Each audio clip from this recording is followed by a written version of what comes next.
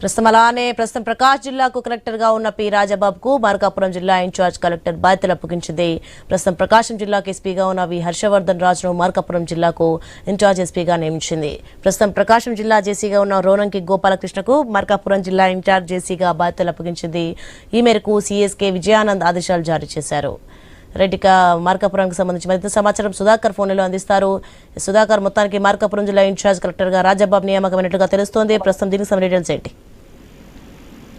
అంటే ఎన్నో ఏళ్లుగా ఉమ్మడి ప్రకాశం జిల్లాలోని పశ్చిమ ప్రకాశం జిల్లా వాసులు ఎదురు చూస్తున్న మార్కాపురం జిల్లాగా కోసం ఎదురు చూస్తున్న ఆశలైతే నెరవేరని చెప్పుకోవచ్చు. ప్రధానంగా కుటుంబం అధికారంలో రాగానే మార్కాపురం జిల్లాగా తీసుకున్న నిర్ణయం పట్ల మాత్రం జిల్లా ఏదైతే మార్కాపురం నియోజకవర్గంతో పాటు మిగిలిన 4 నియోజకవర్గాల్లో కూడా ప్రజల నుంచి అయితే హర్షం వ్యక్తం అవుతుంది. అయితే మార్కాపురం కేంద్రంగా మొత్తం 4 నియోజకవర్గాలు కలిపి మార్కాపురం, గిద్దలూరు, ఎర్రగొండపాలెం, కనిగిరితో పాటు మార్కాపురం కేంద్రంగా మార్కాపురం జిల్లాగా కుటుంబ ప్రభుత్వం అయితే ప్రకటించి ఈ నేపథ్యంలోనే మార్కాపురం జిల్లాలో మొత్తం మార్కాపురంలోని 15 మండలాలతో పాటు కనిగిరిలోని 6 మండలాలను కలుపుకుని ఇటు మార్కాపురం జిల్లాలో మార్కాపురంతో పాటు కనిగిరి రెవెన్యూ డివిజన్ అయితే ఏర్పాటు చేశారు. మరోవైపు ఏదైతే జిల్లా ఏర్పాటు కావడంతో ఈ జిల్లాకు సంబంధించి కలెక్టరేట్ కార్యాలయాలతో పాటు వివిధ శాఖల కార్యాలయాలు ఏర్పాటు చేసేందుకు మాత్రం ఇప్పటికే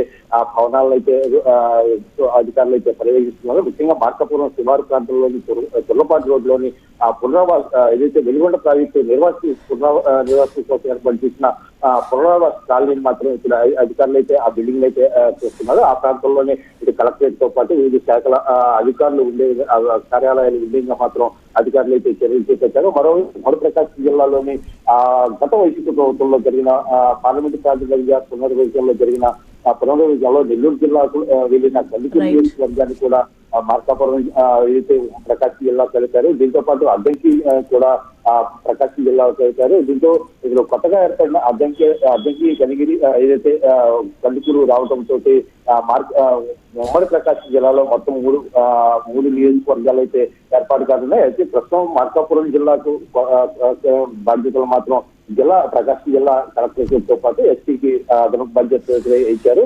ఇద్దరైతే మార్కాపురం జిల్లాకి కలెక్టర్ గారు ఎస్పీ ఇద్దరు బాధ్యతలు అయితే చేస్తున్నారు.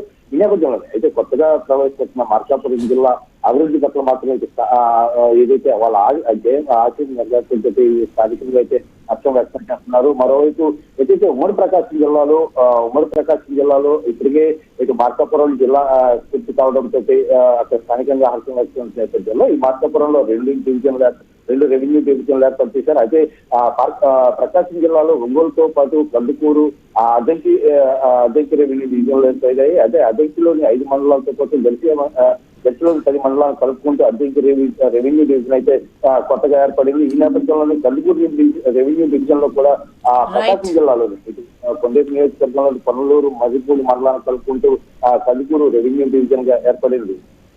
Right, thank you Sudhakar.